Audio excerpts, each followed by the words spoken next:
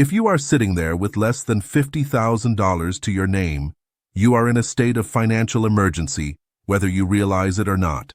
You are one bad medical bill, one transmission failure, or one corporate downsizing away from absolute zero. I've spent the last 40 years watching markets breathe, bleed, and explode. I've built a fortune from nothing but grit and a refusal to accept the mediocre lies the system feeds the masses. I've seen the 1987 crash, the dot-com bubble, the 2008 collapse, and the madness of the last few years.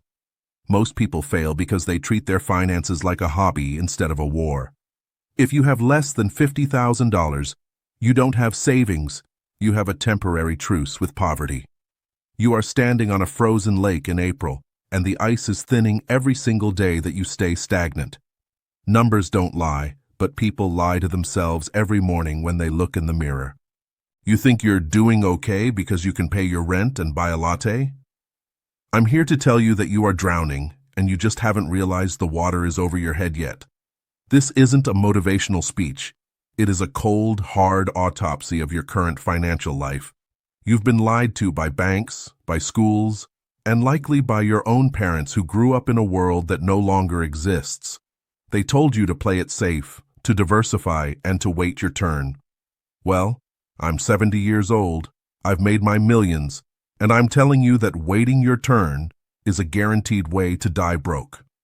Before I reveal the hard truth, hit that subscribe button right now. Smash it. This channel is about survival in a world that wants to keep you poor. Join this community of smart money. The first brutal reality check you need to swallow is that your tiny nest egg is being devoured by a silent predator called monetary debasement. When you have less than $50,000, you are the primary target of inflation. The wealthy don't hold cash. They hold assets that appreciate as the currency loses value. You, on the other hand, are likely sitting on a pile of depreciating paper. If you have $20,000 in a high-yield savings account earning 4%, while real-world inflation for things you actually need, housing, healthcare, and energy, is running at 8% or 10%, you are losing money every second you sleep. You're losing the most valuable asset you have, which is the purchasing power of your labor. I've watched the dollar lose the vast majority of its value since I started investing. What $50,000 could buy in 1980 and what it buys today are two different universes. If you aren't growing your capital at a rate that exceeds the printing press, you are running backward on a treadmill. You cannot save your way to wealth from a starting point of $50,000. Saving is for preservation. Offense is for growth. You are currently playing a defensive game with a broken shield. You need to understand that the government is incentivized to inflate away its debt, which means they are incentivized to steal the value of your savings. Every time they print $1 trillion to fund a new project, they are effectively taking a piece of your $50,000. It's a hidden tax on the poor and the middle class.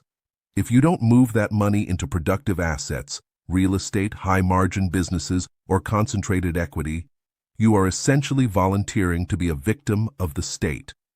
I've seen markets rise and fall for 40 years, and the one constant is that the man holding only cash is the first one to go under when the tide turns.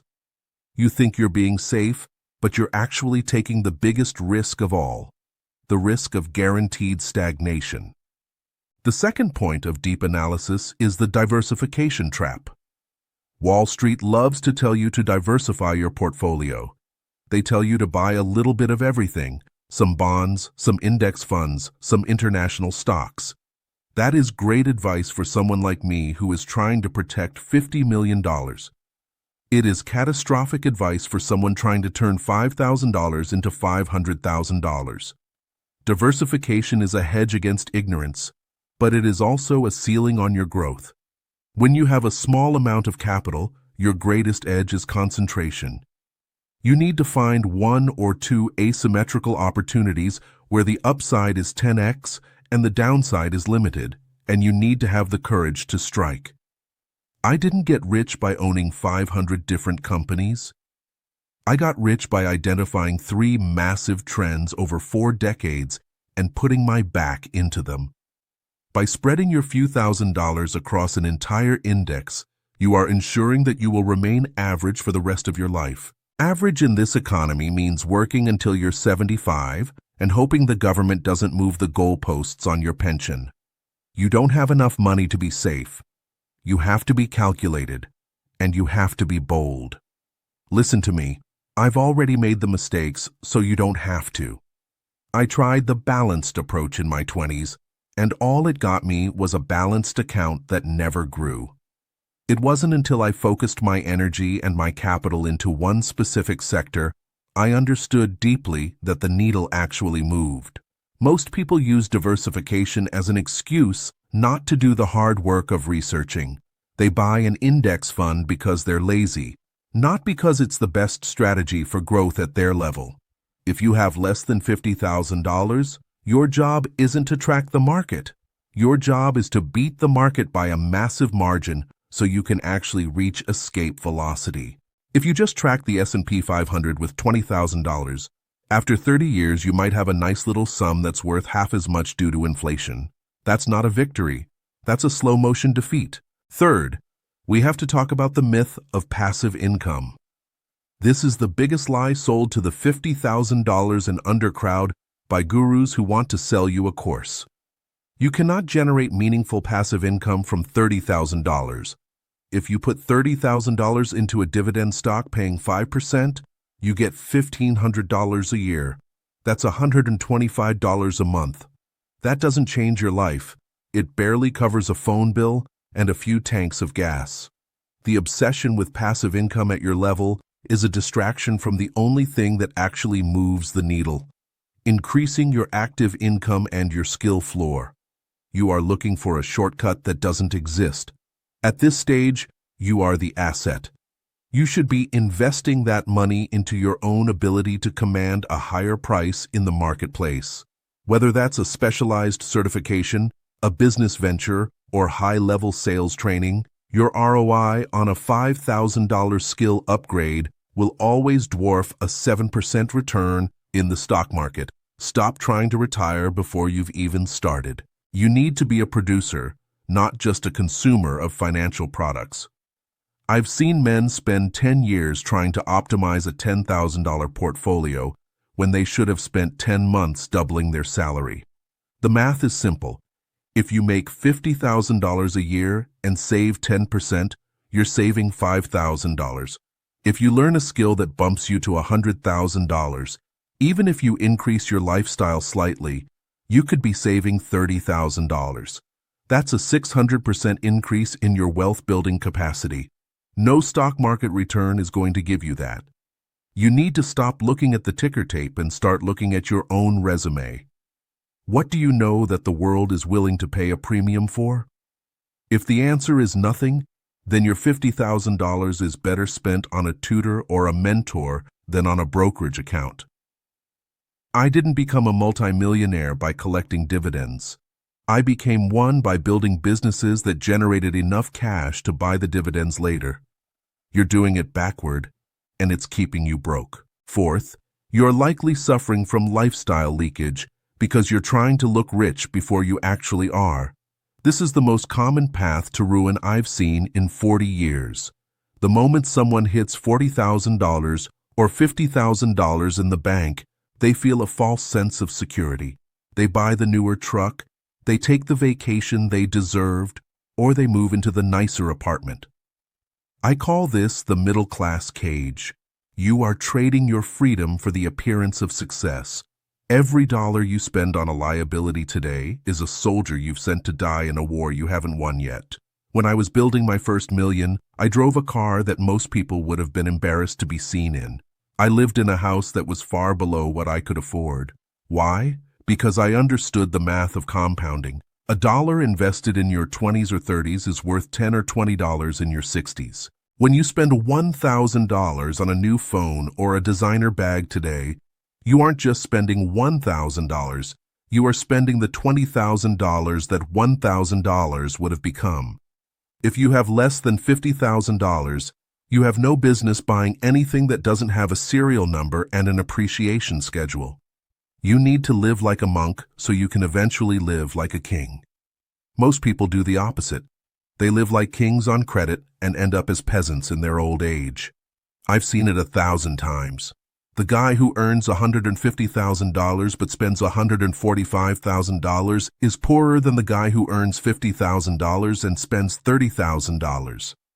Numbers don't lie, people do, especially to themselves about what they need. You don't need a lifestyle, you need an endowment.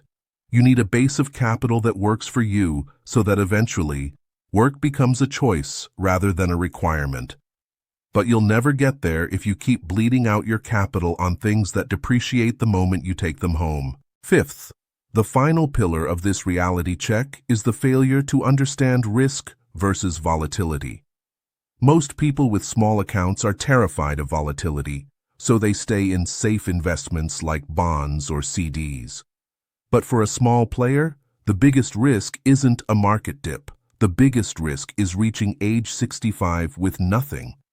That is the ultimate failure. Volatility is just the price you pay for admission to the wealth-building theater. You have to be willing to see your account go down 30% in a month if it means it has the potential to go up 500% in a decade. People with less than $50,000 treat their money like a fragile piece of glass. But if you want it to grow, you have to treat it like a seed. You have to bury it, let it get dirty, and give it time to break open.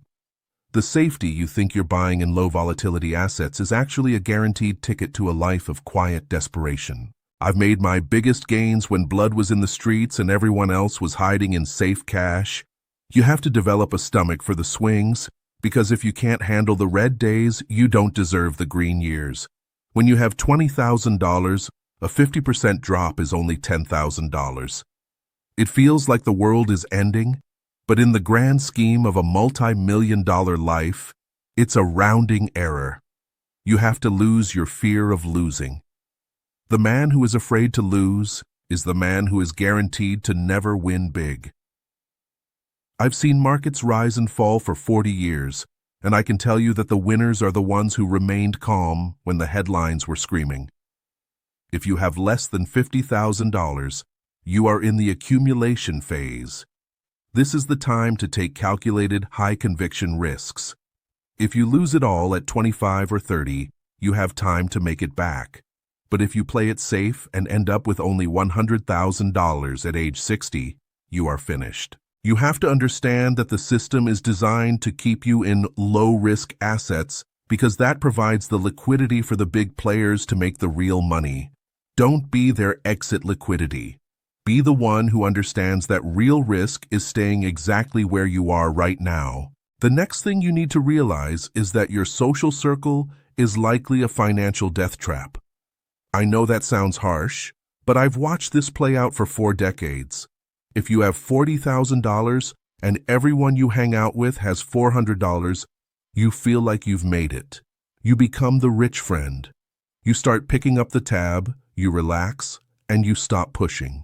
You are the average of the 5 people you spend the most time with. If those people are comfortable being broke, you will eventually become comfortable being broke. I had to walk away from friends I'd known since I was a teenager because their ambition didn't match mine.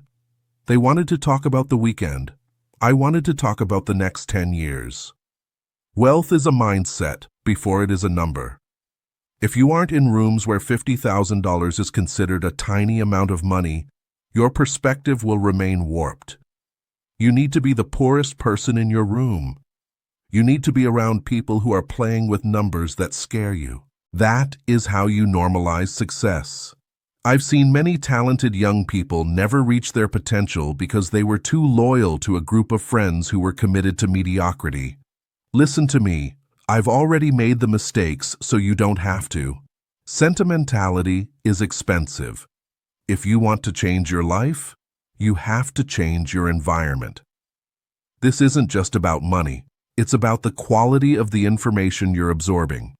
If your friends are complaining about the economy, you'll complain too. If your friends are looking for opportunities within the chaos, you'll do that too. Numbers don't lie. and the numbers show that your network is your net worth. It's a cliche because it's true.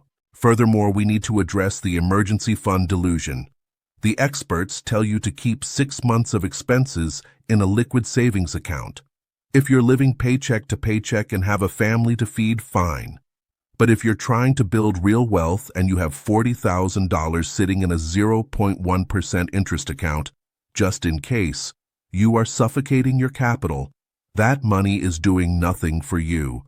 In 40 years, I've realized that the best emergency fund is a high-income skill and a wide network of powerful people. I'd rather have $0 in the bank and a $1 million skill set than $50,000 in the bank and no way to replenish it.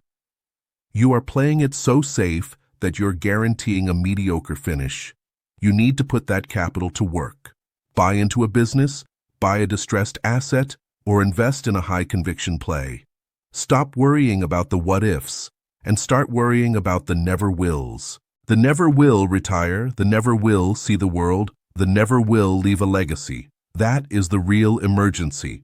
I've seen people sit on cash for years waiting for the perfect crash, only for the market to double while they were waiting. They were so afraid of a 10% dip that they missed a 100% gain.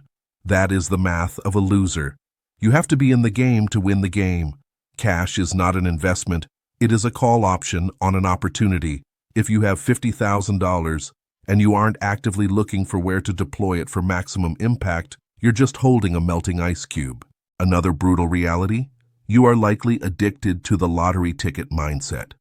Whether it's the latest meme coin, a penny stock, or a literal lottery ticket, people with less than $50,000 are constantly looking for the one-hit wonder that will save them.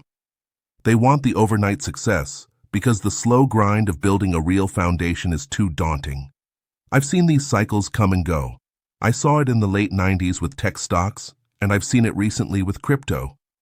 For every one person who gets lucky, 10,000 get wiped out. And the worst part? Even the ones who get lucky usually lose it all within 2 years because they never developed the character or the systems required to manage wealth. They have lottery winner syndrome. They didn't earn the money, so they don't know how to keep it. Real wealth is a slow-cooked meal, not a microwave dinner. You need to stop looking for the moonshot and start looking for the moat. What is the competitive advantage you are building? What is the business model that works regardless of market sentiment? I've seen markets rise and fall for 40 years, and the people who stay rich are the ones who built something of substance. The people who got rich on a fluke are usually back to driving Ubers within 5 years. Don't be a flash in the pan. Be a forge. Build something that lasts. Let's talk about the 9th brutal reality, your misunderstanding of taxation and the treading water effect. If you have less than $50,000, you are likely an employee, which means you are the most heavily taxed entity in the modern world. You are taxed when you earn, you are taxed when you spend, and you are taxed when you die. If you get a 5% raise and inflation is at 6%, and then the government takes 25% of that raise in income tax, you haven't moved forward, you've been robbed. Most of you are trying to build wealth using after-tax dollars, which is like trying to fill a bucket that has 10 holes in the bottom. I've seen people work themselves into an early grave because they didn't understand that the tax code is a set of incentives for business owners and investors, and a set of punishments for everyone else. If you want to grow that $50,000, you need to start thinking about how to move from earned income to investment income or business income. The wealthy don't have high salaries, they have high asset growth and low taxable events. Numbers don't lie, but the tax man is the best accountant in the world at making sure you stay exactly where you are. I spent my early years learning the tax code better than I learned my own trade, because $1 saved in taxes is worth $2 earned on the clock. If you aren't positioning your capital in vehicles that protect you from the IRS, you are essentially working 4 months of every year for free. You cannot reach $500,000 or $1 million by being a good taxpayer who follows the standard W-2 path. You have to learn the legal ways to keep what is yours, or the system will grind you down into dust.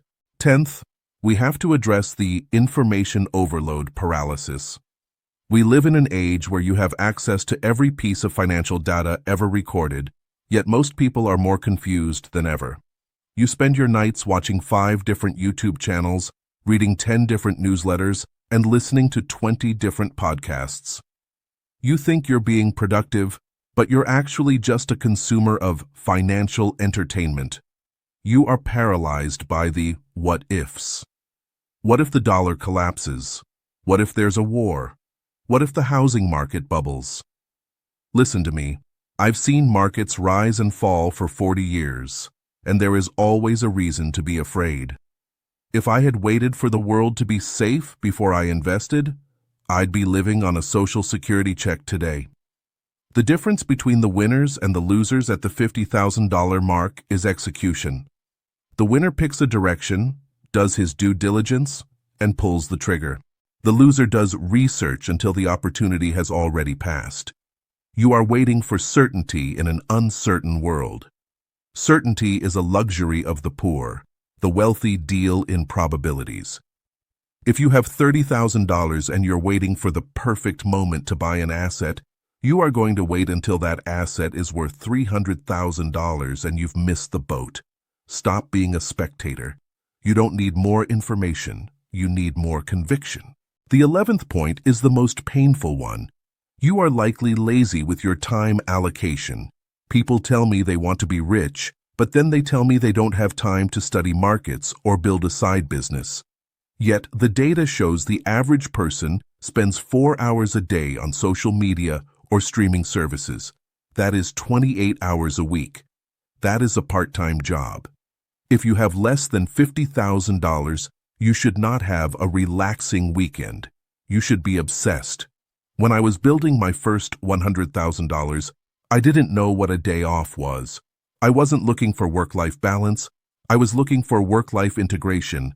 I knew that every hour I spent not improving my financial position was an hour I was choosing to be poor. You are competing against people like me, people who are 70 years old and still wake up at 5 a.m. to look at spreadsheets because we love the game. If you think you're going to beat the market or build a fortune by giving 40% effort, you're delusional. You are in a race against time and against every other ambitious person on the planet. If you aren't outworking your competition, you'd better be outsmarting them, and usually that requires outworking them first to get the knowledge. Your $50,000 is a seed, but a seed doesn't grow if you don't water it with your own sweat. 12th, you need to understand the sunk cost fallacy regarding your current career. I see so many people holding on to a safe job that pays $60,000 a year because they spent 4 years getting a degree for it. They are miserable, they have no growth potential, and they are barely saving. They have less than $50,000 in the bank, but they won't leave because of the time they put in. That is a death sentence. I've pivoted my entire business model 3 times in 40 years. I've walked away from stable ventures because I saw the writing on the wall. If your current path doesn't lead to $1 million, why are you on it? Loyalty to a failing strategy is not a virtue. It's a character flaw. You need to be ruthless with your own life. If you are in an industry that is being disrupted or has a low ceiling, you need to exit now. Use that $50,000 to buy yourself the time to transition into something with leverage. Most people are so afraid of losing the stability of their mediocrity that they never reach for excellence. I've already made the mistakes, so you don't have to. The safe path is actually the most dangerous one because it feels comfortable while it's killing your future. Finally, we have to talk about the legacy gap. If you have less than $50,000, you aren't just failing yourself. You are failing the generations that come after you. You are 1 generation away from being forgotten. Wealth is what allows a family to have a voice, to have influence, and to have protection. When you stay small, you are making your children and your grandchildren vulnerable to the whims of the economy. I didn't build this fortune just for me. I built it so that my family would never have to ask for permission to live their lives. You need to stop viewing $50,000 as enough to get by and start viewing it as not even close to the starting line. You need to have a sense of urgency that borders on mania. The world is getting more expensive, more competitive, and more volatile. The middle ground is disappearing. You are either going to be a part of the owner class or the servant class. There is no in-between anymore. I've seen the middle class hollowed out over 40 years, and it isn't coming back. The only way out is up. You have the tools, you have the capital, and you have the information. What you lack is the brutal honesty to admit that your current pace is not enough.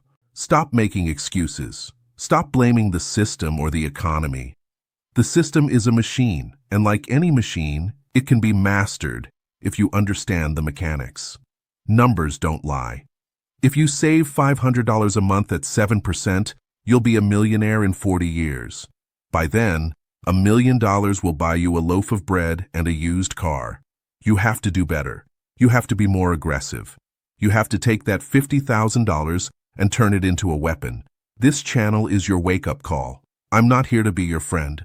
I'm here to be the voice of experience that tells you the bridge is out ahead. You can either hit the brakes and turn around, or you can keep driving into the abyss. Hit that subscribe button, join this community of smart money, and let's start building something that actually matters. The time for doing okay is over. It's time to get wealthy or get out of the way.